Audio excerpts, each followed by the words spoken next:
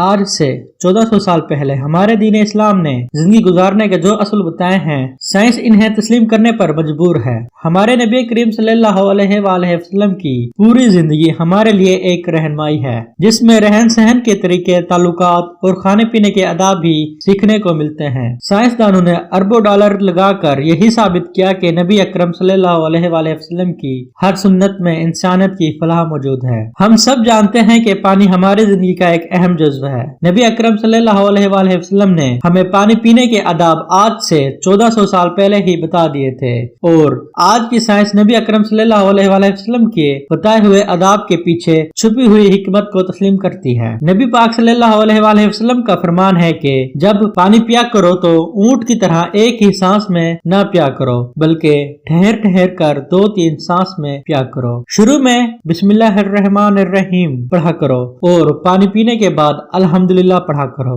एक और हदीस का मफहूम है कि अगर तुम्हें पता चल जाए कि खड़े होकर पानी पीने के नुकसान का, तो तुम हलक में उंगली डालकर बाहर निकाल दोगे। साइंस कहती है कि खड़े होकर पानी पीने से पानी जल्द आपके जिस्म में जज्ब हो जाता है और यूं गुर्दों पर गहरा असर पड़ता है और जिस्म के तमाम हिस्सों पर वरहम का खतरा बढ़ जाता है, खास तौर पर आपके पाँव पर, जिसे साइंस एडिमा कहती है।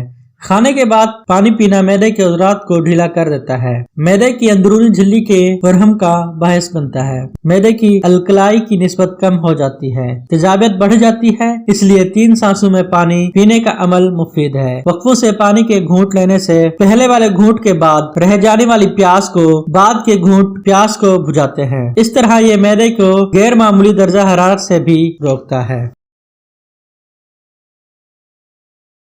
कुछ लोगों के लिए मसरूफ जिंदगी से टाइम निकालना पड़ता है और कुछ लोगों को दिल से निकालने के लिए जिंदगी को मसरूफ करना पड़ता है।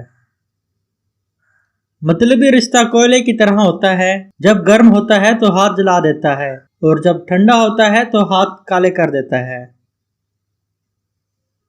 जो आपकी हंसी छीन ले तो फिर आपका कोई हक नहीं बनता कि इसके पीछे रोया जाए। तारीख हजारों साल में बस इतनी ही बदली है। तब दौर पत्थर का हुआ करता था और अब लोग पत्थर के हैं। झगड़ों से कुछ हासिल नहीं होता, दोनों गिरोह कुछ ना कुछ खो देते हैं। अगर कुछ नहीं भी होते तो अपना एहतराम जरूर खो देते हैं। इंसान बेदाग भी हो तो तब भी दाग लगाने वाले हजार होते हैं। जब बहन घर से रुखसत होकर किसी और के घर की हो जाए तो घर की रौनकें भी खत्म हो जाती हैं।